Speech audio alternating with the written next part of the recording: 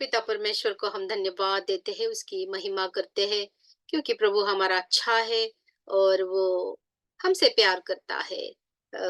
मैं प्रभु की स्तुति करती हूँ और सबको प्रभु यीशु मसीह के नाम में सबका स्वागत भी करती हूँ, क्योंकि पिता परमेश्वर हमारे बहुत हमसे प्यार करते हैं और यही हम जानने की कोशिश भी कर रहे हैं। और इसकी वजह से परमेश्वर के वचन के को समझ के हम प्रभु का नियम हमारे जीवन में पूरा करने की कोशिश हम कर रहे हैं। जब हम प्रभु को समझेंगे कि क्या उन्होंने किया, वो कौन है, क्या किया है उन्होंने, तो हम उसके ऊपर ज़्यादा विश्वास के साथ हम उसके ऊपर प्यार करने लगेंगे। तो मैं सबका स्वागत करती हूँ इस अपने एंड टाइम बाइबल प्रोफेसी में। ये अंतकाल का बाइबल स्टडी है, जिसमें हम शुरू से लेकर समझने की कोशिश कर रहे हैं कि अंतकाल ये क्या चीज है। हमने हमारे पहले बाइबल स्टडी में बोला है कि अंत समय हम क्यों कहते हैं। और तो इसलिए आपको, अगर आपने पढ़ा नहीं, सुना नहीं है, तो आपको वापस जाकर देखना पड़ेगा कि उस बाइबल स्टडी में हमने क्या क्या किया है। तो अभी अपने बाइबल स्टडी में आगे जाते हुए हम देखेंगे कि लास्ट टाइम हमने कहाँ पे छोड़ा था। लास्ट टाइम हम देख रहे थे कि पिता परमेश्वर का अभी अभी अभी अभी हम यही देख रहे थे कि पिता परमेश्वर ने आकाश और पृथ्वी कैसे निर्माण कर दी। तो हमने लास्ट टाइम देखा कि पृथ्वी परमेश्वर कैसे बना रहे हैं। लेकिन दूसरे वचन में जैसे हम देखते हैं कि कोई प्रभु ने ऐसा शुरू नहीं किया कि उन्होंने कैसी पृथ्वी बनाई।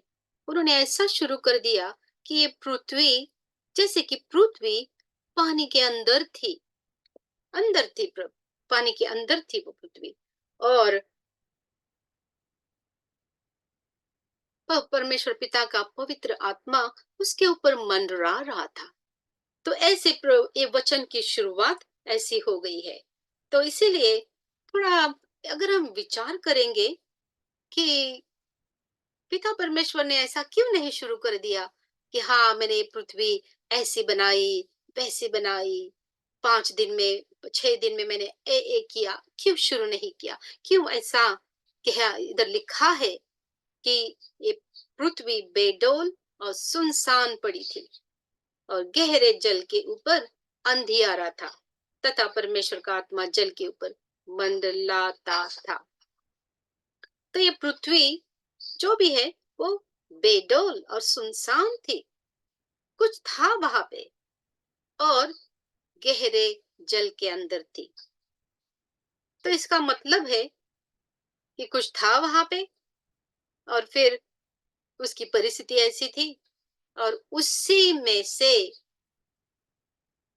पिता परमेश्वर ने फिर ये सब, जो अभी की दुनिया हम रह रहे हैं उसमें रह रहे हैं, बनाई है। और तब पिता परमेश्वर ने देखो कैसे बनाया है इसको। तब परमेश्वर ने कहा उजियाला हो, तो उजियाला हो गया। तो लास्ट टाइम हमने ये सब देखा है।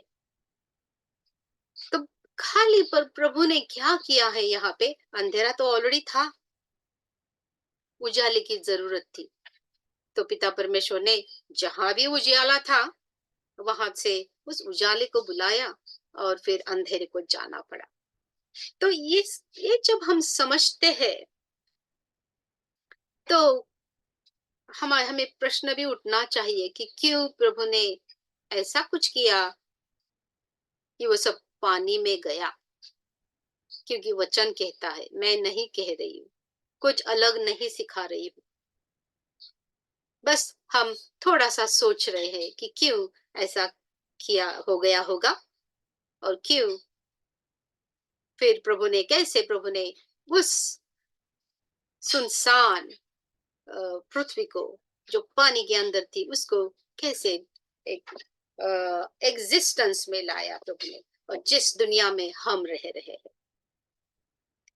मुझे और हमें ये सोचने की क्या जरूरत पड़ती है। ऐसे ही हम विश्वास करके आगे जा सकते हैं। और आज तक हम बहुत सारों ने यही किया है, मैंने भी यही किया था। जब तक अभी सोचने के लिए पिता परमेश्वर हमें उकसा रहे हैं, क्योंकि उसको अभी सब कुछ सत्यते में लाना है। प्रभु को अंत के समय सबको सत्य बताकर प्रभु को, मनुष्य को, एक विश्वासी लोगों को स्पेशली उनको प्रभु पिता में कॉन्फिडेंस देना है। और इसीलिए पिता परमेश्वर, आजकल मैं यही देख रही हूँ कि बहुत सारे हमें बाइबल के विरोध में बात करने वाले लोगों को उत्तर देने के लिए हमारे पास बहुत सारा अच्छे अच्छे अच्छे वचन के अनुसार सब उत्तर है हमारे पास। और मुझे अच्छा लगता है, मुझे आनंद लगता है कि हम डिबेट जब होता है तभी कितने सारे खुदा के सेवक लोग वो विजयी पा लेते हैं उसके ऊपर। हिंदुओं में डिबेट होता ही नहीं है, क्योंकि उसमें कुछ सिमिलैरिटी हमारे में नहीं है, और डिबेट करने का कोई कारण ही नहीं वहां पे। डिबेट ज्यादा से होता है इस्लाम इस्लाम धर्म के साथ, लोगों के साथ, क्योंकि बहुत सारा कुरान में बाइबल का पहला भाग तो बहुत सारा उन्होंने ले लिया है। तो ऑब्वियसली उनके साथ जब हमारा डिबेट होता है तो खुदा की दया से बहुत सारे लोग जो सत्य को समझने की कोशिश करते हैं, तो उनको सत्य प्रकट हो जाता है और प्रभु यीशु मसीह को वो स्वीकारते हैं। और आइडिया यही है कि मनुष्य को सत्य समझे और सत्य उनको सब बंधनों से मुक्त करे और आगे लेके जाए। तो यही पिता परमेश्वर की मर्जी मनुष्य के लिए। और इसीलिए ही पिता परमेश्वर ने वो ऐसा क्या बोलते हैं उसको, छुपा के नहीं रखा, ऐसा लिख के रखा है कि हम आज इसका इसके बारे में ज्यादा सोचे। तो ये हम देखने की कोशिश कर रहे हैं अभी। और तो और एक बात है कि देखो, अब दूसरे अध्याय में हमने देखा कि 6 दिन पिता परमेश्वर ने मनुष्य को बनाया, और मनुष्य को बनाने के बाद उसको आशीष दे दी प्रभु ने, और उसको गार्डन में रख दिया और उसको आशीषित कर दिया। हालेलुया। मैं देख रही हूँ वचन कि प्रभु ने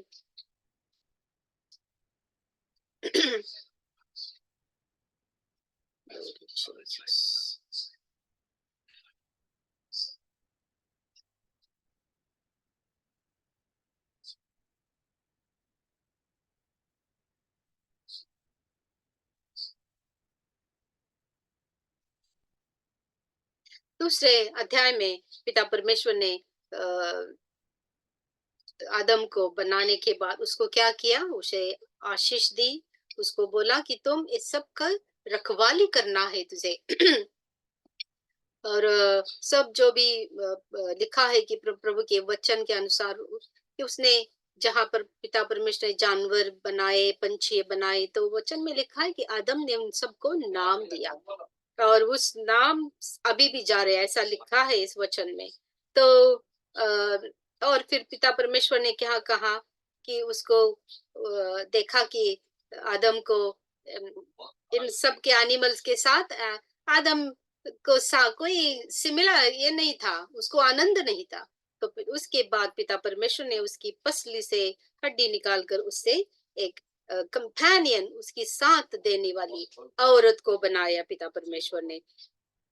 और उसके बाद उनको आशीष दी पिता परमेश्वर ने कि तुम इस सब की रक्षा करना, तुमने फूलो फलो, यही लिखा है। इसका मतलब है कि उनको बच्चे भी हो जाए, पॉपुलेट करना है उन्होंने इस दुनिया को।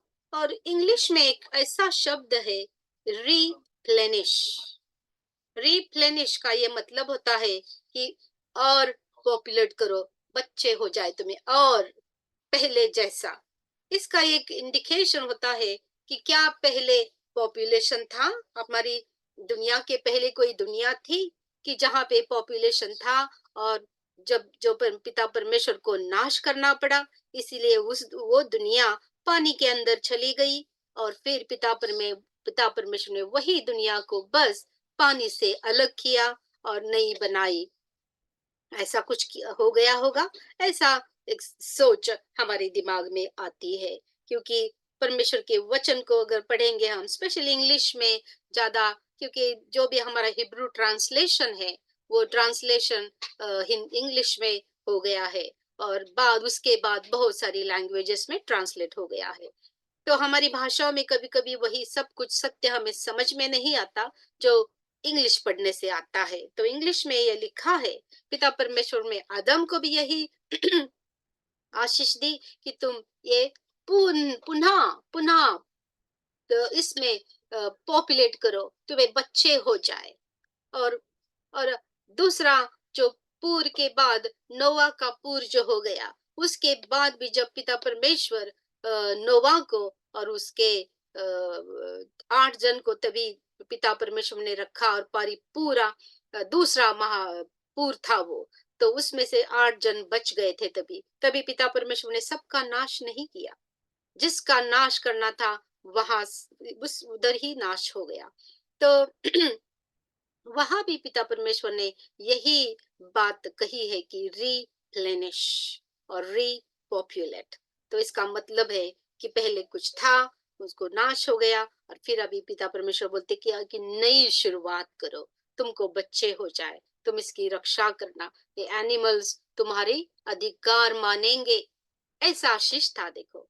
और फिर तीसरे अध्याय में हम क्या देख रहे हैं कि एक सर्प आता है और वो हवा को फंसाता है, यही हमने देखा। और बाइबल में शैतान को हर टाइम सर्प कहा है। और तो इससे हमें पता चलता है कि ये सर्प और दूसरा कोई नहीं, ये शैतान लूसीफर खुद था। और देखो, ऐसा लगता है कि आदम और हवा को लूसीफर का गिर जाना मालूम है, तो इसीलिए लूसीफर उनको आकर अपने खुद के रूप में नहीं आया। वो उसने सर्प के साथ कुछ डील किया, और सर्प भी उसको उसके डील में आ गया, और उन्होंने मिलकर, और फिर अपना रूप, सर्प ने अपना रूप लूसीफर को दे दिया, और उस रूप में आकर शैतान ने हवा को फंसाया है। इसीलिए बाइबल में सर्प को भी शापित किया गया है, क्योंकि उसने लूसीफर से मिलकर ये किया होगा। और तभी देखो, अभी तीसरे ही अध्याय में आकर लूसीफर इनको फंसाता है। तो ये लूसीफर शैतान कब बन गया, इसका उत्तर फिर हमें नहीं मिलता है। बाइबल में बहुत बार शैतान शैतान ने किया, शैतान ने वो किया, सब कुछ लिखा है। लेकिन वो कब गिर गया, वो एक दूत था, उसके बारे में लिखा है कि वो दूत था, वो बड़ा सा चीफ दूत था वो। तो वो कहाँ कैसे गिर गया और कब गिर गया, इसका कोई उत्तर हमें नहीं मिलता, अगर हम ये थियरी जो है वो हम अ, उसके जिसके बारे में सोचते नहीं हम। और फिर अगर कोई बात हमें समझ में नहीं आती, तो हमें पिता परमेश्वर से पूछना भी है। नहीं तो क्या होता है कि हमारे जो अपोज करने वाले हैं, जो बाइबल के विरोध में, जो परमेश्वर पिता पर जो भरोसा नहीं रखते, जो ऐसे लोग दुनिया में है जो खुदा नहीं है, ऐसे मानने वाले लोग हैं, और फिर वो लोग क्वेश्चन करते रहते हैं कि तुम्हारा परमेश्वर ऐसा हो सकता है कि कब गिर गया वो, तुम्हें कैसे मालूम नहीं, तुम्हारे बाइबल में कुछ लिखा ही नहीं है। और फिर तो हमें इसलिए थोड़ा सोचना जरूरी पड़ता है। और एक बात, अभी रिसेंटली मैंने एक बाइबल स्टडी सुनती हूँ, तो मुझे एक रिमाइंडर जैसा हो गया, क्योंकि मुझे पहले भी मालूम था, लेकिन ज्यादा मैंने कभी सोचा नहीं था इसके बारे में। ये अपना मार्स जो एक प्लैनेट है, तो उस प्लैनेट को अगर देखेंगे, तो उस प्लैनेट का स्मूथ नहीं है वो, बाकी दूसरे प्लैनेट बहुत से स्मूथ है उनका। देखते हैं तो हमें ऐसा लगता है कि कितना अच्छा लगता है वो। लेकिन मार्स प्लैनेट को अगर हम देखेंगे, तो ऐसा लगता है कि वहां पे सच में बहुत सारी लड़ाई होगी होगी, और उसका उसका रफ उसका अपीयरेंस है। और फिर एक ठिकाने पे मार्स पर एक कवटी जैसा एक चित्र कार्व किया है। तो वो बोलते हैं कि कौन वहां पे गया है, किसने ये किया होगा। और फिर अभी उनको ये भी पता चला है कि मार्स में पिरामिड्स भी है। अभी देखो ये पिरामिड्स बहुत फेमस है पृथ्वी पर। हमें मालूम है कि इजिप्ट में बहुत सारी पिरामिड्स है। और नॉट ओनली अभी इजिप्ट में ही नहीं है, और भी बहुत सारे ऐसे ठिकान अभी मालूम पड़ रहे कि वहां पे भी पिरामिड्स है। तो यही क्वेश्चन हर टाइम आता है कि वहां पर कौन गया होगा कि जिससे वो पिरामिड किसने पिरामिड वहां पर जाके बनाया। तो अगर हम ये जो हम एक सोच हमें मिली है कि बाइबल का पहला अध्याय पहले वचन और दूसरे वचन के बीच में ऐसा कुछ हो गया होगा जिससे तब की पृथ्वी पानी में पृथ्वी का परमेश्वर पिता को नाश करना पड़ा। और उससे वो पृथ्वी जब पानी में चली गई तो पिता परमेश्वर ने वही पृथ्वी को अभी हमें जिसमें हम रहते बनाया है। और क्यों हम ऐसा कहे इसका कोई आधार भी है कि नहीं है, ये भी समझने की बात है। और फिर अभी जो मैंने थॉट्स आपको दिए हैं तो हम थोड़ा देखते हैं कि अ, पहले हम देखेंगे कि लूसीफर जो है वो जो हम शैतान हम बोलते हैं, तो अगर उसको हम देखेंगे उसके बारे में तो इज़ीकियल का 28 अध्याय जो है उसको पहले हम देखेंगे। क्योंकि अ, उस उसी अध्याय में ज्यादा से हमें पिता परमेश्वर के बारे में देखना देखने को पिता पिता परमेश्वर यहाँ कुछ गड़बड़ हुई है, जरा रोक देना। Glory Jesus, hallelujah. तो हम देखते हैं इज़ीकियल का 28 चैप्टर। यहाँ पे पिता परमेश्वर के वचन से हम देखते हैं, क्योंकि प्रभु ने हमारे लिए तो सब कुछ लिख के रखा है, तो इसीलिए हम उस हर वचन को हम देखकर जानने की कोशिश करेंगे कि कैसे प्रभु हमें सब कुछ प्रकट करता है। तो देखो इज़ीकियल का अध्याय जो है उसमें 28 चैप्टर में ऐसा हम देखने को मिलता है हमें कि पिता परमेश्वर इज़ीकियल नाम के उसके सेवक को, वो जो एक प्रॉफिट है, भविष्यद्वक्ता है, तो उससे पिता कहते हैं कि तू ऐसे राजा के विरोध में भविष्यवाणी कर। हाँ, तो हम देखते हैं अभी इससे ग्लोरी जीसस। ओके, तो देखो 11 वचन से हम देखते हैं। फिर यहोवा का ये वचन मेरे पास पहुंचा, हे मनुष्य के संतान, सोर के राजा के विषय में विलाप का गीत बनाकर उसे कहे, परमेश्वर यहोवा यो कहता है, तू तो उत्तम से भी उत्तम है, तू बुद्धि से भरपूर और सर्वांग सुंदर है। देखो ये आप लोग ध्यान देना इस वचन को जब मैं पढ़ रही हूँ। तो परमेश्वर की एदेन नाम बारी में था तेरे।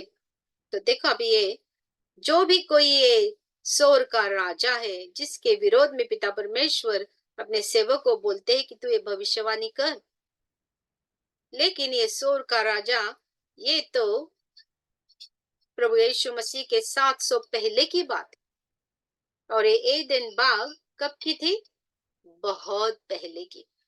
तो 4000 साल के पहले की बात के बारे में अभी अभी पिता परमेश्वर बोल रहे हैं। अभी भविष्यवाणी का एक अलग तरह की होती है। पिता परमेश्वर मनुष्य जब अभी देखो ये सोर का राजा है, इससे शुरुआत तो करते हैं प्रभु, लेकिन उन राजाओं के पीछे जो शैतान की शक्ति काम करती है, उसे वो एक्सपोज करते हैं, उधड़ करते हैं उनका काम। तो यही भविष्यवाणी में होता है। शुरुआत होती है मनुष्य से, लेकिन वो मनुष्य के पीछे शैतान कैसे काम करता है, यही प्रभु लोगों को दिखाने के लिए ये वचन पिता परमेश्वर ने लिखा है।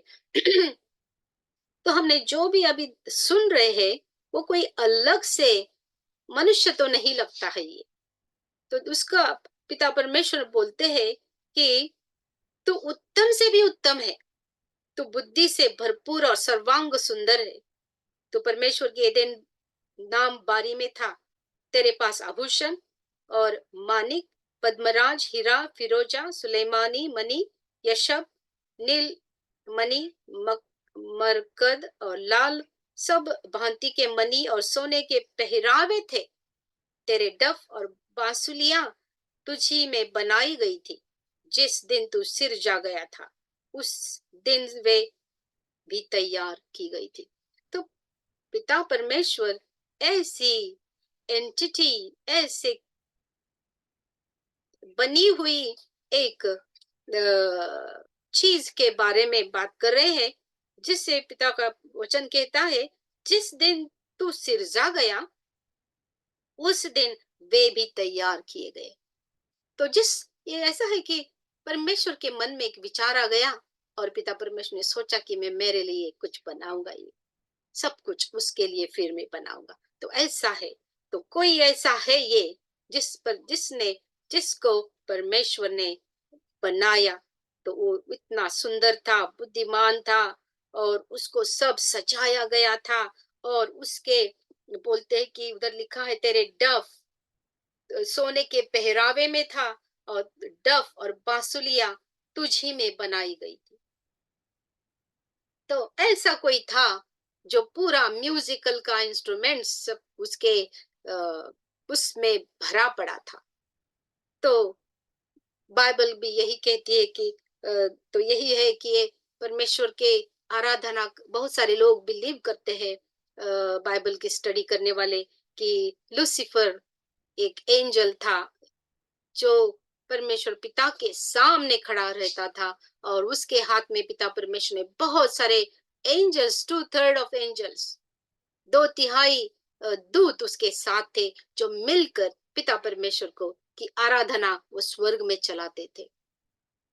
स्वर्ग से चलाते थे होंगे, या फिर पिता परमेश्वर ने ये दुनिया जो हम बात कर रहे हैं, उस दुनिया में माउंटेन ऑफ गॉड ऐसा भी लिखा है, हम पढ़ेंगे उसके बारे में। तो माउंटेन, एक कहीं पे भी माउंटेन पे पिता परमेश्वर ने ऐसा किया होगा कि वहां पे दूत होंगे, रहते होंगे, और उस दूतों के ऊपर ये इंचार्ज भी था। ऐसा भी हो सकता है। और फिर आ, और फिर क्या हो गया, तू छाने वाला अभिषिक्त करूब था। तो देखो, ये जब अब मैं बात किया, तू छाने वाला, यानी कि पिता परमेश्वर का जो प्रेजेंस है, जो स्वर्ग का वो परम पवित्र स्थान है, वहां पे वो छाया देने वाला था, छाने वाला अभिषिक्त करूब था वो। मैंने तुझे ऐसा ठहराया कि तू परमेश्वर के पवित्र पर्वत पर रहता था। तो जैसे मैंने कहा कि पवित्र पर्वत परमेश्वर का था कहाँ पे, वहां पे पिता परमेश्वर ने उसे रखा था, और उसके अंदर उन्होंने 2/3, 2/3 दूत भी दिए थे उसको। उनका शायद अलग काम था, लेकिन ये ऐसा पिता परमेश्वर ने किया। और बहुत सारा कुछ, तू आग सरीखे चमकने वाले मनियों से बीच चलता था। तो वो इस वर्ग की बात है, हमें ज्यादा उसके बारे में मालूम नहीं है, लेकिन इसकी पोजीशन के बारे में देखो, सुनो कि ये कोई ऐसा था जिसको पिता परमेश्वर ने पोजीशन दी थी, अलग सा बनाया था, वो इतना सुंदर था, होशियार था, सब कुछ पिता परमेश्वर ने उसके अंदर डाला था, तो कि परमेश्वर के लिए वो कुछ कर सके। लेकिन आगे देखो पिता परमेश्वर का वचन क्या कहता है, जिस दिन से तू सिरजा गया और जिस दिन तक तुझ में कुटिलता न पाई गई, उस समय तक तू अपनी सारी चाल चलन में निर्दोष था। तो ये लूसीफर जो था, वो उसको वो पापी नहीं था, उसमें कोई पाप नहीं था, कोई दोष नहीं उसमें थे। हो भी नहीं सकता, क्योंकि वो कोई दोषी पिता परमेश्वर के सामने ठहर नहीं सकते, इसलिए वो निर्दोष था वो। और जब कब तक वहां लिखा है, जब तक जिस दिन से तू सिर जा गया, प्राइड आ गई उसमें, वो प्राउड हो गया, गर्व आ गया उसमें, कुछ गर्व आ गया उसमें, और कुटिलता आ गई। एक वो गर्व के वजह से वो कुटिल हो गया, उसने बंड किया पिता परमेश्वर के साथ। और वापस देखते हैं 16 वचन में, परंतु लेन देन की बहुतायत के कारण तू उपद्रव से भर गया, पापी हो गया। तो ऐसा लगता है कि इसने स्वर्ग के जो सीक्रेट्स है, स्वर्ग के जो कुछ बातें हैं, उसने ये दूतों के साथ बंड करके कुछ गलत करना शुरू कर दिया इसने। और तभी पिता परमेश्वर बोलते, इसी में मैंने तुझे अपवित्रता जानकर परमेश्वर के पर्वत से उतारा, और हे छाने वाले करूब, मैंने तुझे आग सरीखे चमकने वाले मणियों के बीच से नाश किया। तो इसने ऐसा कुछ किया कि पिता परमेश्वर ने उसको निकाल ही दिया वहां से। तो ऐसा बोलते हैं कि इसने, लूसीफर ने, ये एंजलों को फंसाकर, उनको पिता परमेश्वर से बंड कराकर, ये लोग शायद दूसरे प्लैनेट पे चले गए, और वहां जाकर इन्होंने अपना कब्जा करने की कोशिश की, और वहां पर पिरामिड्स बनाए और अपनी छाप वहां पे रख दी।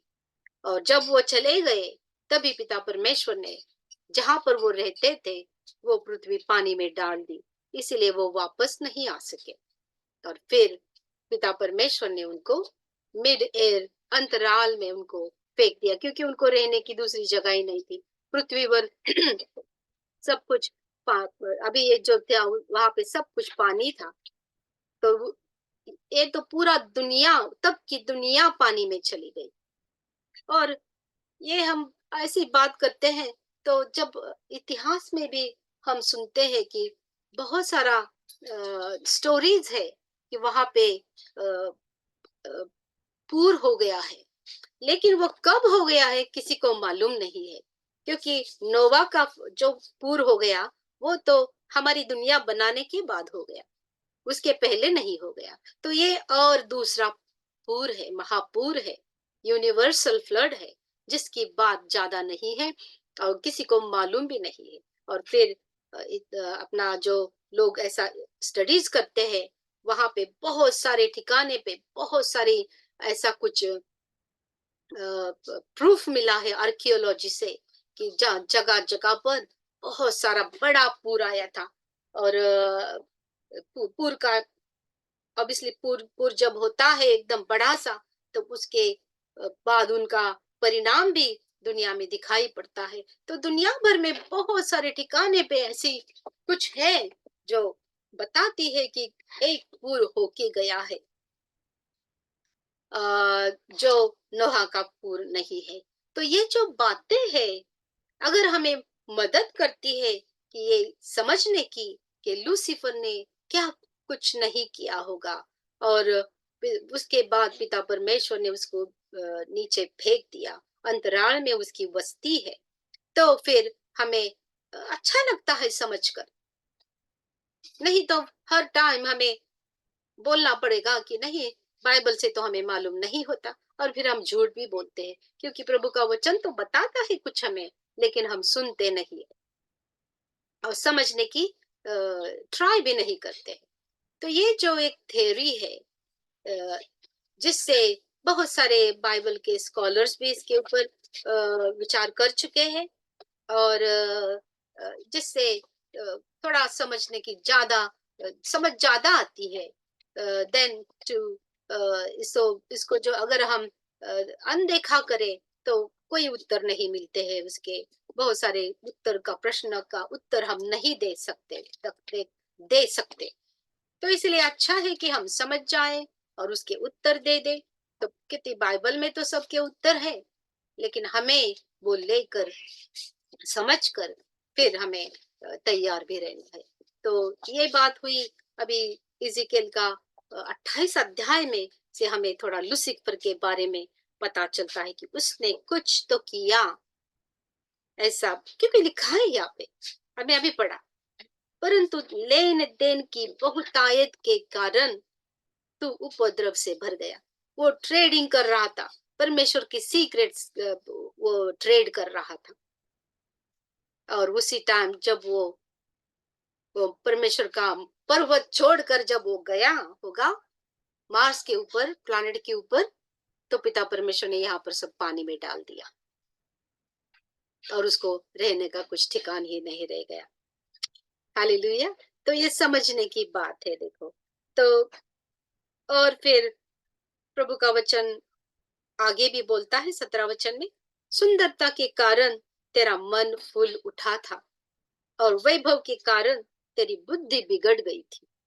मैंने तुझे भूमि पर पटक दिया और राजाओं के सामने तुझे रखा कि वे तुझे देखे। तो देखो, अभी ये जो हमने पढ़ा वो हो गया है, बिल्कुल हो गया। पिता परमेश्वर ने उसको पटक दिया। लेकिन देखो, उसके बाद एक दो तीन वचन में जो भी लिखा है वो हो नहीं गया है। तो इसका मतलब है कि वो हो जाएगा, क्योंकि ये भविष्यवाणी है। तो देखो, बाद में एक लिखा है कि देश देश के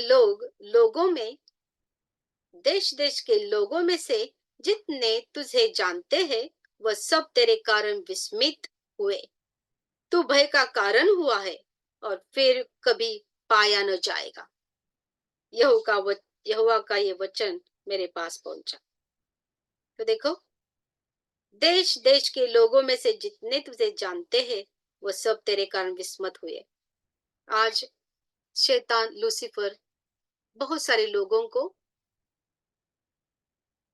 मालूम है। जैसे हमने कहा कि शैतान की पूजा करने वाले लोग इस दुनिया में है। उन्होंने बहुत चर्चेस भी निकाले हैं, चर्च ऑफ सैटन ऐसा करके उनका चर्च है। और जो भी बाइबल का खुदा बोलता है उसके विरोध में ये करते हैं।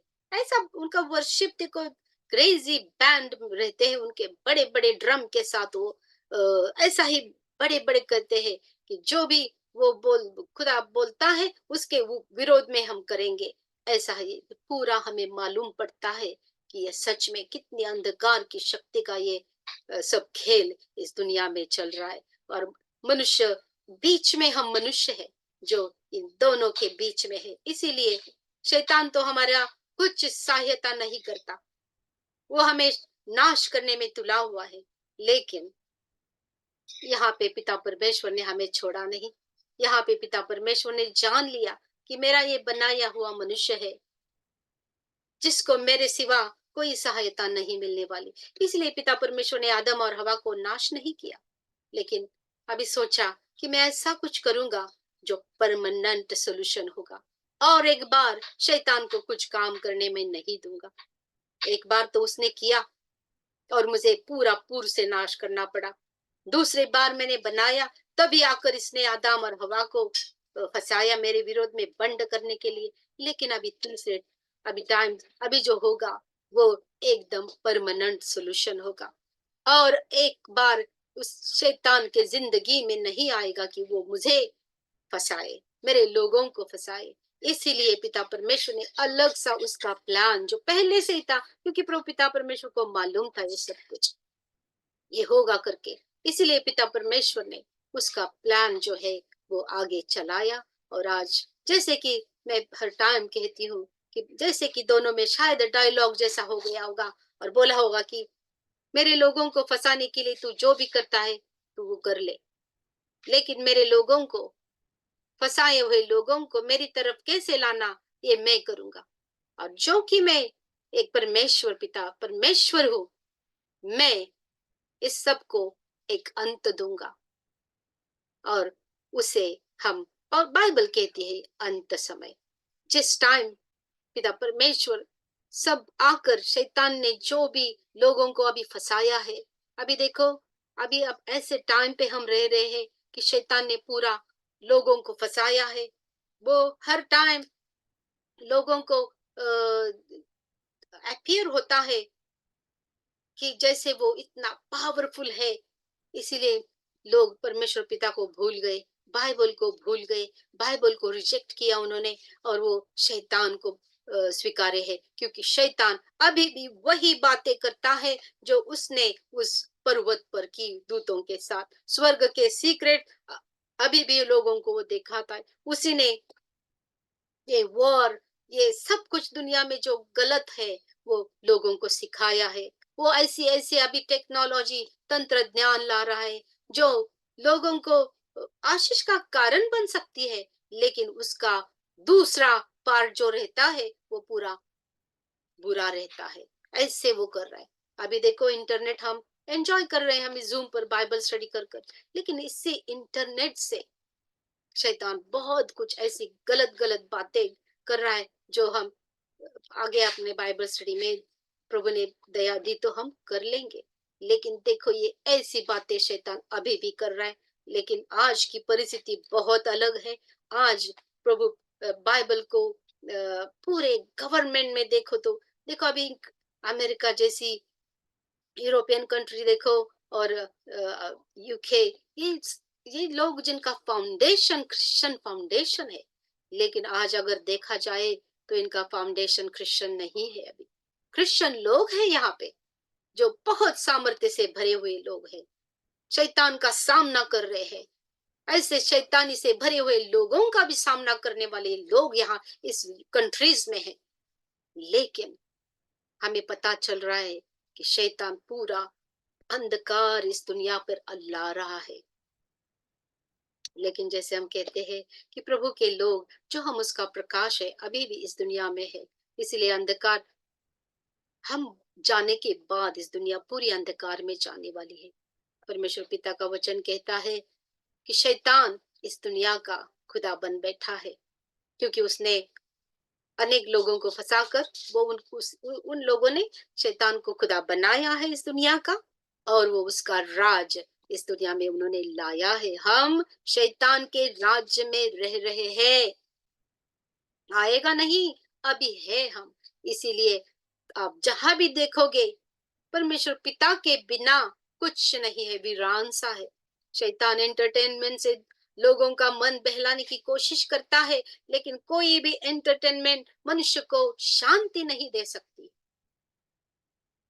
ऐसी जिंदगी मनुष्य की हो रही, मनुष्य अंदर से बिल्कुल खोखला बन गया है। लोग इतना ऐसा शो करते हैं, बड़े बड़े शो करते हैं, लेकिन उनके उनके चाहने वाले मिलियंस लोग रहते हैं, लेकिन अकेले में वो इतने अकेले रहते हैं कि वो बहुत सारे सुसाइड कमिट कर कर मर जाते हैं। ये उनकी जिंदगी है। बहुत सारे लोग अपने शरीर को विरूप बना रहे हैं, लेकिन अकेले में वो झगड़ रहे हैं। हमें दिखाई पड़ता है, दिखाई हम सुनते भी है। बहुत सारी साक्ष्य लोगों ने दी है कि उनकी जिंदगी कैसी थी। वो अकेले थे, खोखले थे, एम्प्टी थे अंदर से। बहुत ऊपर से बहुत सारा वो बड़बड़ कर रहे थे, बहुत सारा शैतान को प्रूव कर रहे थे, लेकिन अंदर से जब अकेले होते थे तभी उनके जीवन में कुछ नहीं था। ये रियलिटी है, ये सत्य है। इसीलिए परमेश्वर के बिना कोई नहीं जी सकता है, क्योंकि परमेश्वर पिता ने हमें बनाया है। और इसीलिए जिस परमेश्वर को हम समझते नहीं, ढूंढते नहीं, समझते नहीं और स्वीकारते नहीं, तब तक हमारी जिंदगी में बहुत सारी इतनी मुश्किलें आती है। वो मुश्किलें का अंत शायद हमारा नाश में ही हो जाता है। लेकिन इस मुश्किलों से अगर हमें पिता परमेश्वर मिल गए तो हमें ऐसी शांति मिलती है। वो शांति हमें हर हमारे प्रसंग से, बुरे टाइम से हमें बाहर ले जा सकती है। संकट तो आएँगे, लेकिन हम कहते हैं कि संकटों को हमारे ऊपर सामर्थ्य नहीं है, इसलिए वो रहेंगे नहीं। बीमारियाँ आएँगी, लेकिन वो बीमारी को हमारे ऊपर कोई सामर्थ्य नहीं। प्रभु के फटके खाने से हम पूरा हमें शिफ़ा मिली है, तो वो शैतान कैसे हमारे ऊपर वो कोई बीमारी, कोई प्रॉब्लम ऐसा डाल नहीं सकता हमें, जो हमारे बीच में रहेगा। और इसीलिए हमें परमेश्वर को जानना बहुत ज़रूरी है। हम दूसरा एक वचन की तरफ जाते हैं, जहाँ पे प्रभु का वचन हमें बताता है। देखो, हम यशायाह का पुस्तक की तरफ हम जाते हैं। यशायाह का 14 अध्याय, यहाँ ये बड़ा बड़ा क्लियर है। जैसे हम देखा कि इज़ेकिएल के पुस्तक में पिता ने वहां का जो राजा था टायर सोर नाम का, उससे शुरू किया। वहां यहाँ भी ऐसा ही है, लेकिन इसके पीछे की शक्ति पिता परमेश्वर एक्सपोज कैसे करते हैं देख लेना। यहाँ पे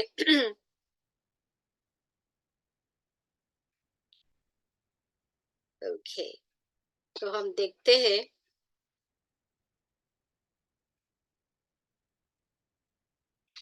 ये जो शक्ति है, ये बाबिल की शक्ति है ये। और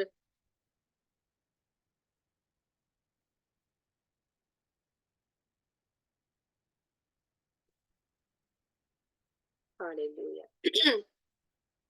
12 वचन से हम देखेंगे। हे भोर के चमकने वाले तारे, तू क्यों कर आकाश से गिर गया। हमने पहले बताया कि पिता परमेश्वर ने उसको आकाश में फेंक दिया। तो देखो यहाँ वेरी क्लियर है ये। हे भोर के चमकने वाले तारे, तू क्यों कर आकाश से है गिर पड़ा है। तू जो जाति जाति को हरा देता था, तू अब कैसे काट कर भूमि पर गिराया गया है। ऐसे किया पिता परमेश्वर को गिराया दिया। तू मन में कहता था, क्यों कर दिया, अभी कारण दे रहे वचन। तू मन में कहता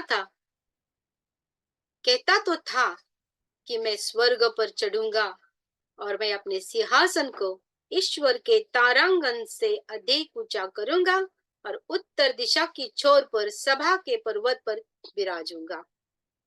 तो देखो, शायद यही वो कर रहा था, दूसरे दूतों को फंसाकर। वो उनको कहता होगा कि मैं परमेश्वर बनूंगा, मैं बन सकता हूँ, मैं बनूंगा और तुम लोगों को मैं फिर बहुत सारी पोजीशन दूंगा, बहुत सारा ये करूंगा वो करूंगा। ऐसे उनको फुसलाया उसने, और फिर उनको भी पिता परमेश्वर के विरोध में बंड करवाया। लेकिन पिता परमेश्वर ने तो देखो क्या कर दिया, उनको सबको उसके दूतों सहित उनको नीचे डाल दिया। लेकिन ये ऐसा कहता था इसीलिए। और दूसरा वचन 14, मैं मेघों से भी ऊंचे ऊंचे स्थान पर चढ़ूंगा। देखो इसका क्या क्या एम्बिशन था।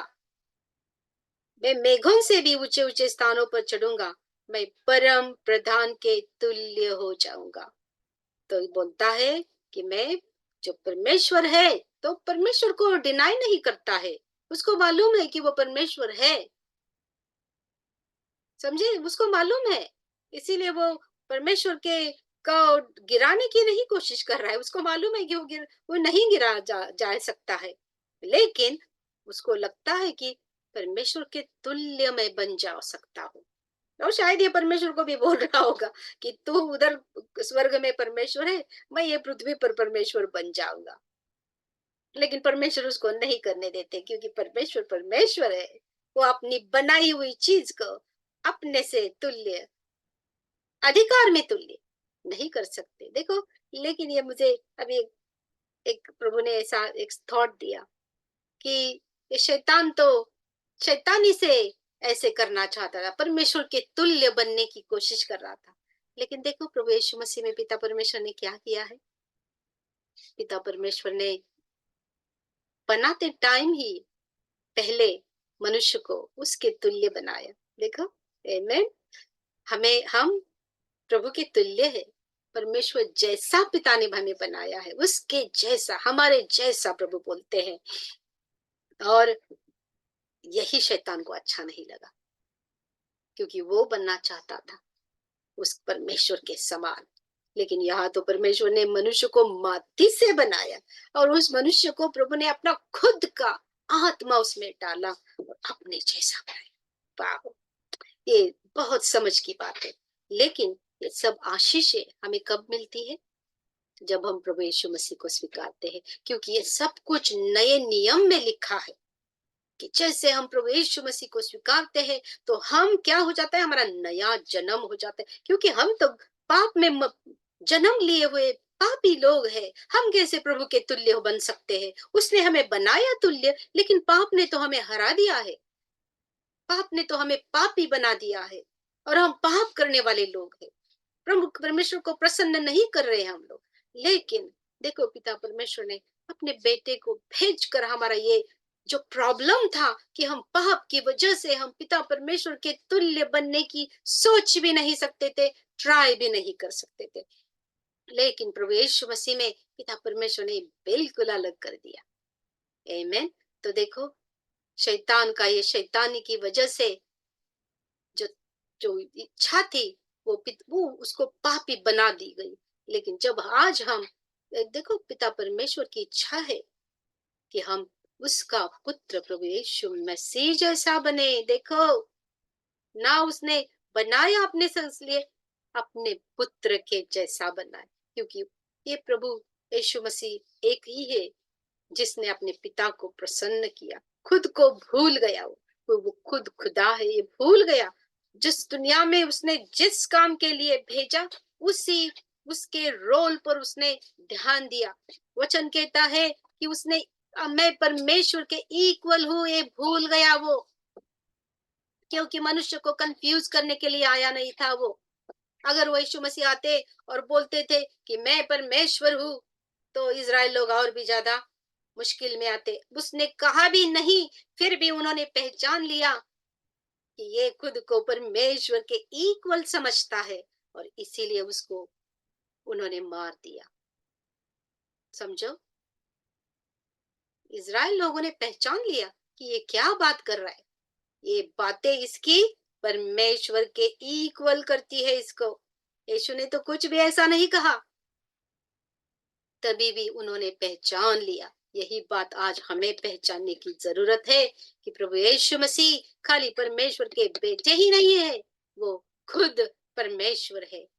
प्रारंभिक शब्द था, वो शब्द पिता परमेश्वर के साथ था, क्योंकि वो वचन ही खुदा था। और वही शब्द मनुष्य बनकर इस दुनिया में आया और हमारे में रह गया, अपना काम करने के लिए, भूल कर कि मैं परमेश्वर हूँ। प्रभु यीशु मसीह आए तो वो सेवा करने के लिए आए और खोए हुए लोगों को अपने पिता की तरफ लेने के लिए आए, और यही उन्होंने ध्यान में रखा। इसीलिए बहुत लोग उसे खुदा मानने से इनकार करते हैं। लेकिन ये बात बहुत समझने की बात है कि बहुत सारे टाइम परमेश्वर के वचन में प्रभु यीशु मसीह को जब किसी ने उनकी आराधना करनी की तो यीशु ने वो स्वीकारी। देखो, आराधना तो खाली परमेश्वर पिता की होती है, तो यीशु ने क्यों स्वीकारी वहां तक? उन्होंने खुद नहीं कहा कि मैं परमेश्वर हूँ, लेकिन उन्होंने आराधना स्वीकारी है। वो समझ की बात है। और जब हम समझेंगे तो हम परमेश्वर का इच्छा हम पूरी करेंगे, क्योंकि यही परमेश्वर की इच्छा है कि मेरे बेटे को स्वीकारो और उसकी आज्ञा का पालन करो। और जब हम करते हैं तो हमारा नियम, हमारा नया जन्म हो जाता है। और जैसे हम नया जन्म हो जाता है, परमेश्वर पिता का पवित्र आत्मा, पिता परमेश्वर आत्मा है। आत्मा, उनको पर्सनालिटी भी है और आत्मा है वो। वही अ, लेकिन आत्मा के सहारे वो हमारे जीवन में आते हैं। तो उनका पर्सन जो है, एक व्यक्ति महत्व जो है पिता परमेश्वर का, वो उसके आत्मा के थ्रू हमारे जीवन में आकर ये शरीर रूपी मंदिर में वो बस्ती करता है। क्योंकि परमेश्वर का वचन कहता है कि हमारा शरीर परमेश्वर का मंदिर है, जिसमें पवित्र आत्मा आकर बस्ती करती है। देखो, ये समझना बहुत जरूरी है। और जैसे ऐसे हो जाता है, हम स्वीकारते कि हाँ, हम जब हमारा नया जन्म हो गया, तो अभी तो हम शैतान के एकदम विरोधक हो गए, राइवल हो गए। जैसे आदम को उसने फँसाया, वैसे वो आकर हमें अभी अटैक भी कर सकता है। तभी आकर पिता परमेश्वर ने हमें उसका पवित्र आत्मा दे दिया। वो जहाँ हमारे संग हर टाइम रहता है, वो हमारा कईवारी है। यीशु बोलता है, मैं तुम्हें अनाथ कभी नहीं छोड़ूँगा, मैं तुम्हें परमेश्वर की ओर से पवित्र आत्मा भेजूँगा। वो तुम्हारे संग रहेगा और तुम्हें सब सच्चाई में लेके जाएगा और अपना पवित्र सामर्थ्य देकर तुम्हें आगे चलाएगा। पवित्र वचन के अनुसार हम समझ सकते हैं कि पवित्र आत्मा एक व्यक्तिमत्व है पिता परमेश्वर का, इसीलिए उसको भी हम खुदाई कहते हैं। और पवित्र आत्मा का सामर्थ्य जो है, वो भी अलग बात है। ये दो बातें हैं, ये समझना बहुत जरूरी है। और जैसे हम समझ जाएंगे, तभी हमें पता चलेगा कि पवित्र आत्मा जो है, हम उसे क्यों खुदा मानते हैं, क्योंकि वो परमेश्वर का व्यक्तिमत्व है, जिसको उसने ये शरीर रूपी मंदिर में डाला है। मैं एक वचन लाती हूँ।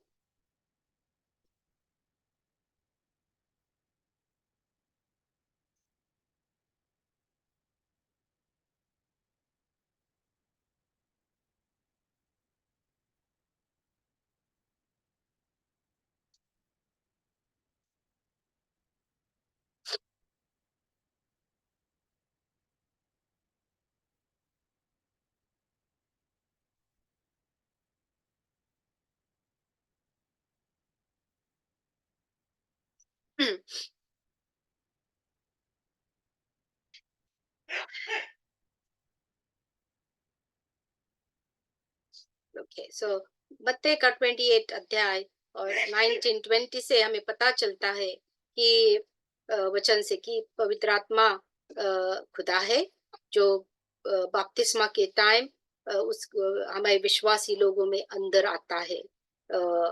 और इफिस का चौथा अध्याय 30 वचन से हमें पता चलता है, यहाँ पर पवित्र आत्मा का सामर्थ्य से हमारा संरक्षण हो जाता है। और 1 कोरिन्थियन 6 अध्याय 19 और 20 से भी पता चलता है कि वही पवित्र आत्मा हमें हमें नया डिफरेंट बनाता है। वो अंधकार से निकाल कर अपने प्रभु यीशु मसीह के प्रकाश में हो कैसे हमें लाता है। तो ये बातें समझकर जाना बहुत जरूरी है, क्योंकि उससे हमें जो आत्मिक आनंद मिलता है, वो हमें चाहिए। क्योंकि पवित्र आत्मा जब आता है, तो पवित्र आत्मा में एक आनंद है। हम मिजरेबल क्रिश्चियन नहीं रहते, जिसे कोई आशा ही नहीं, जस्ट ड्राई चलते रहते हैं। पवित्र आत्मा हमारे हृदय में, वो यूहन्ना का 8 अध्याय 37 वचन में लिखा है, एक फाउंटेन की जैसा बस वो बढ़ता रहता है। और जैसे हम प्रभु दूसरों को शुभ वर्तमान बताते हैं, तो वो अपना काम भी दिखाता है। और प्रभु का यही काम है, शुभ वर्तमान से लोगों का तारण करना, उनको हील करना, शैतान की बंधन तोड़ देना। यही प्रभु ने अपने हमें काम भी दिया है, तो वो हम पूरा कर सकते हैं। तो देखो, हम वो वचन को पूरा करते हैं यशायाह का। बीच में प्रभु ने हमें जो थोड़ा प्रगटीकरण दिया, उसके उसके लिए हम बात किया। लेकिन हम पूरा करते हैं वचन को। Glory Jesus. तो अभी देखो, हमने देखा कि उसने वो क्या उसके फेमस आई है, आईज, आई विल, मैं करूंगा, मैं करूंगा, मैं करूंगा। ये जो 5 है, वो बहुत फेमस है उसके। और उसकी वजह से प्रभु ने पिता ने उसको गिरा दिया, जो हमने अभी पढ़ा। और लेकिन जैसे हमने पहला इज़िकियल के पार्ट में देखा कि कोई भविष्यवाणियां है, वो अभी तक पूरी नहीं हुई, जो प्रभु पिता ने उसके विरोध में लिख के रखी है। तो यहाँ भी एक वचन में है, देखो, देखो, उसने लास्ट में 14 में देखा कि मैं मेघों से भी ऊंचे ऊंचे स्थानों पर चढ़ूंगा, मैं परम प्रधान के तुल्य हो जाऊंगा।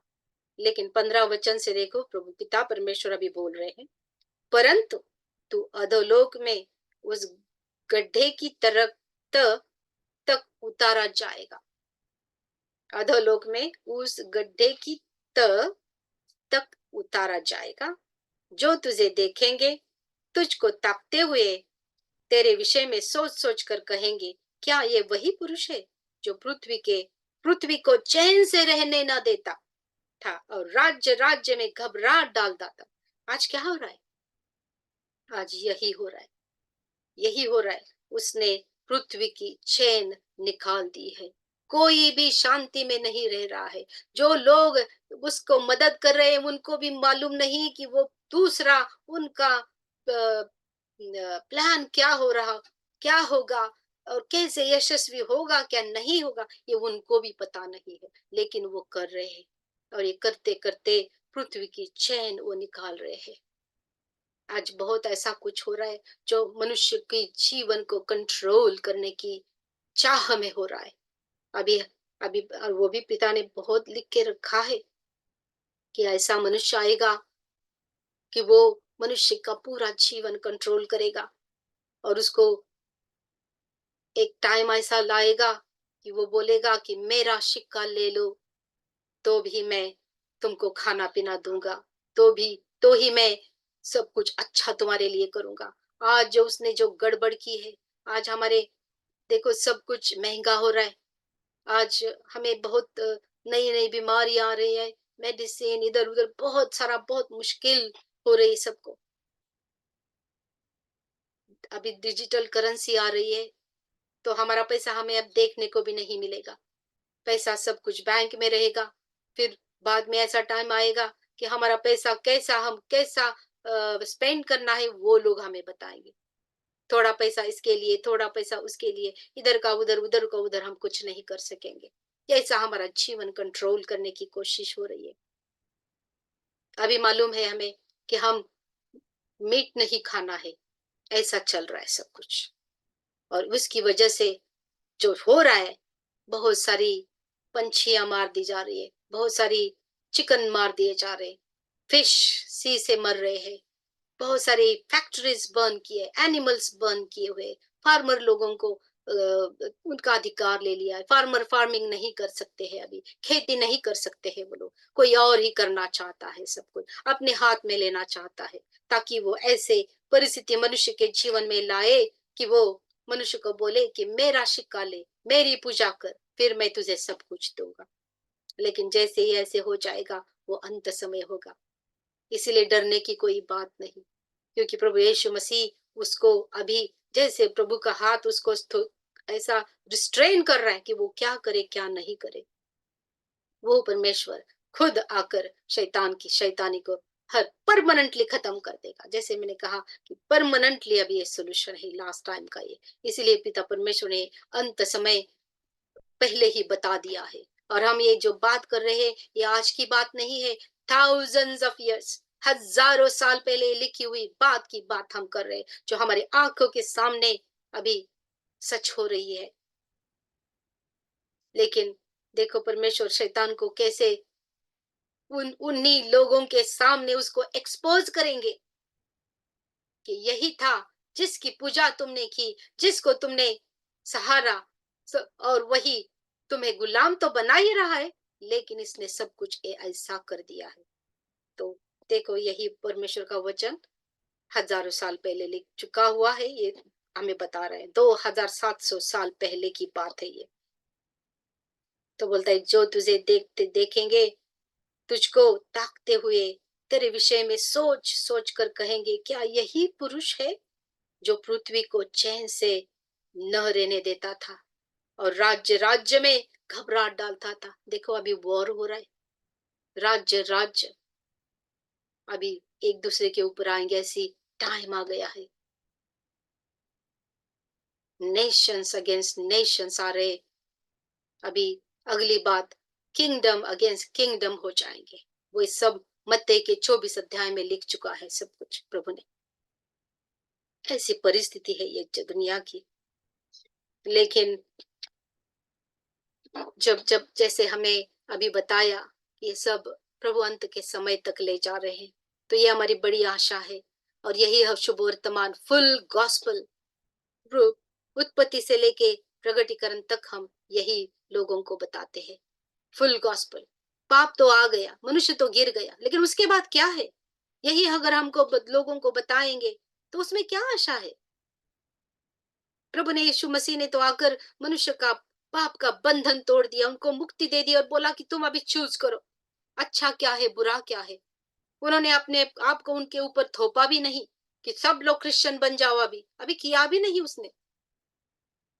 सबको फ्रीडम दी, देखो मैंने तुम्हें मुक्त किया है। जिस शैतान के बंधन की वजह से तुम मुझे पहचान नहीं रहे थे, एक परमेश्वर जो है जिसने सब कुछ बनाया, उसे तुम पहचान नहीं सकते थे, लेकिन आज मैं वही बंधन तुम्हारा, मैं तुम्हारे मन का बंधन से तुम्हें मुक्ति देता हूं मैं। अब तुम मुक्त हो और पहचानो अभी कि कौन परमेश्वर है। और जब अगर तुम सच्चे परमेश्वर को पहचानोगे तो तुम्हें अंत तक की सब आशीषें तुम्हें मिल जाएगी। लेकिन अगर परमेश्वर पिता को न पहचान कर शैतान शैतान के हाथ में अगर गिर गए हम, देखो परमेश्वर को वहां दो ही चीजें हैं, एक परमेश्वर और एक शैतान। अगर तुम परमेश्वर के नहीं हो तो पूरी तरह तुम शैतान के हाथ में हो, जो तुम पर राज कर रहा है, जो तुमको बहुत सारा कुछ करने को बोलता है। अभी भी हम देखते हैं लोगों के रिचुअल्स, उनको यहाँ जाना है, वहां जाना है, ये पैसा करना है, वो पैसा करना है, ये रिचुअल करना है, ये करना है, इतना दान देना है, वो ये करना है, वो करना है। कितने सारे लोग मनुष्य की बलि भी दे देते हैं। कौन सा परमेश्वर है जो मनुष्य की बलि मांगता है? यहाँ हमारे परमेश्वर ने खुद के बेटे को बलि दे दिया मनुष्य के पाप को मुक्त करने के लिए। इस ये बिल्कुल समझने की बात है। तो आज हम हमारा बाइबल स्टडी, अब हमें जानने की कोशिश की अभी, तो हम अभी समझ सकते हैं हम कि शैतान ने क्या किया और फिर परमेश्वर ने उसको कैसे गिरा दिया। और वही पृथ्वी जो पिता ने पानी में डाली थी, वही पृथ्वी पिता परमेश्वर ने फिर हमारे लिए बनाई, जिसमें अभी हम रह रहे हैं। लेकिन ये तो हमारा सब कुछ टेम्पररी है, लेकिन हमारा परमानेंट, हमारा घर तो पिता परमेश्वर के साथ है, जहां से यीशु मसीह कहते हैं कि मैं तुम्हें अनाथ कभी नहीं छोड़ूंगा, मैं आऊंगा और जहां मैं हूँ वहां तुम भी रहोगे। देखो मनुष्य के लिए परमेश्वर पिता की बहुत अच्छी योजना है, हम उसके साथ रहेंगे यही। कभी कभी लगता है कि कोई ऐसी कहानी होगी, लेकिन अब तक जो बाइबल की भविष्यवाणियां जिस तरह से पूरी हो रही है, ऐसा नहीं लगता कि ये कहानी है बस जो सुने और छोड़ दे। नहीं, ये बिल्कुल सच है, जो अगर हम पकड़ कर रखेंगे तो हम सीधा पिता परमेश्वर के संग बिल्कुल कायम के रहने वाले हैं।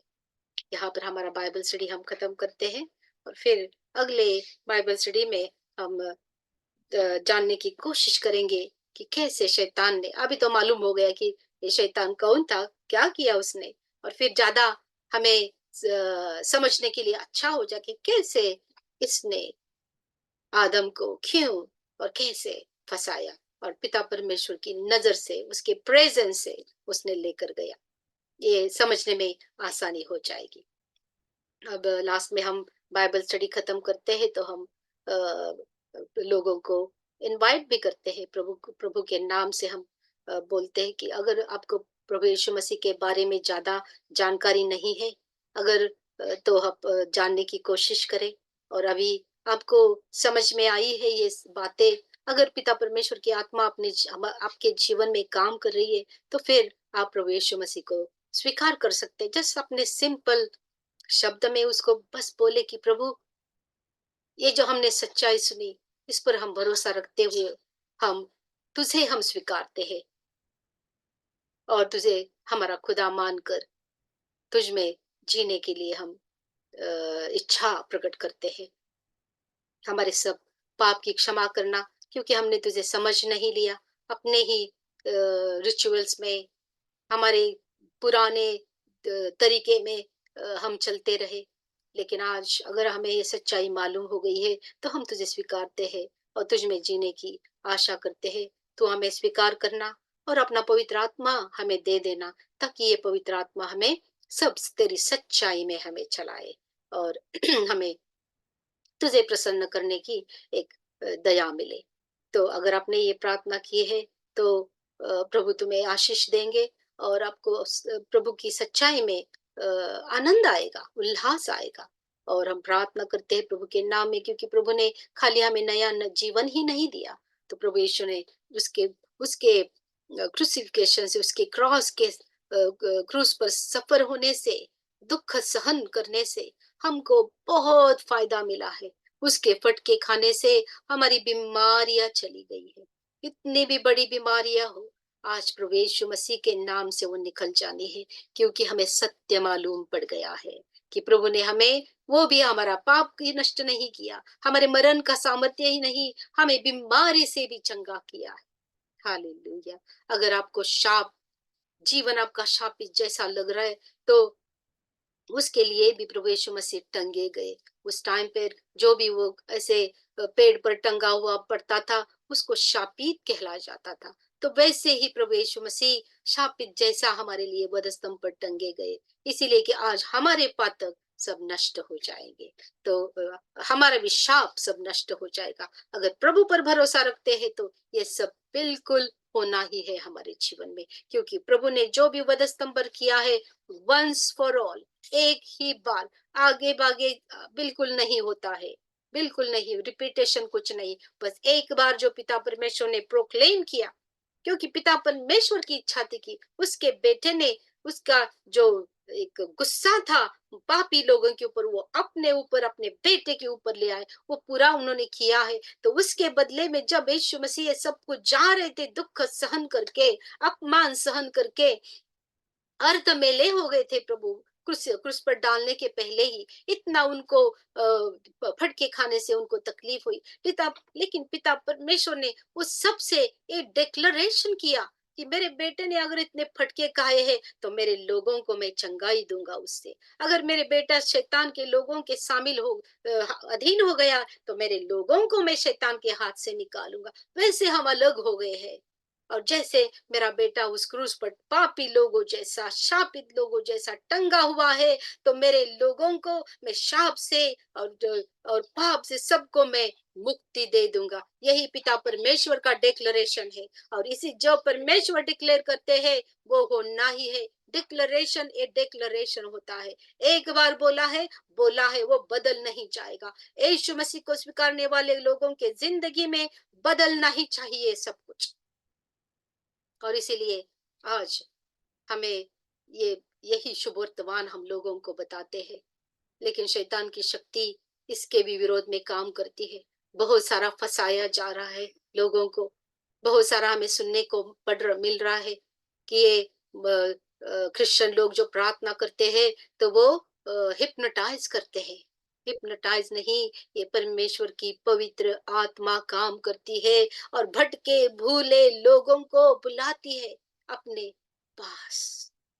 इसे हिप्नोटाइज नहीं कहते, ये जीवन का परिवर्तन कहते हैं। अपने भूले भटके लोगों को, अपने बच्चों को जैसे माता पिता के पास आता है, वैसा ही अनुभव है। इसीलिए जो लोग ऐसी गलत बातों पर विश्वास रखते हैं, वो लोग शाप के कारण ही बन जाएंगे। जो परमेश्वर पिता को, अपने बच्चों को, ये परमेश्वर पिता को मिलने के लिए रोकते हैं, वो शाप का ही कारण बन जाएंगे। उनके जीवन में कभी अच्छाई नहीं आएगी जब तक वो पश्चाताप नहीं करेंगे। परमेश्वर का काम तो चलता रहेगा, जितना भी शैतान का कुत्ता बार करता रहेगा। देखो वहां पर एक प्रॉवर्ब है, हाथी चलता है और कुत्ता भौंकता रहता है बस। कुत्ते को कुछ नहीं, वो भौंकना ही आता है बस। वैसे ही शैतान तो काम करता रहेगा, लेकिन परमेश्वर के लोगों का तारण होता ही रहेगा। आज हम बहुत सारा देख रहे हैं कि बहुत सारे लोग, हिंदू, मुसलमान, बुद्धिस्ट, बहुत सारे लोगों से एकदम रिकॉर्ड नंबर पर प्रभु यीशु मसीह को स्वीकार रहे हैं।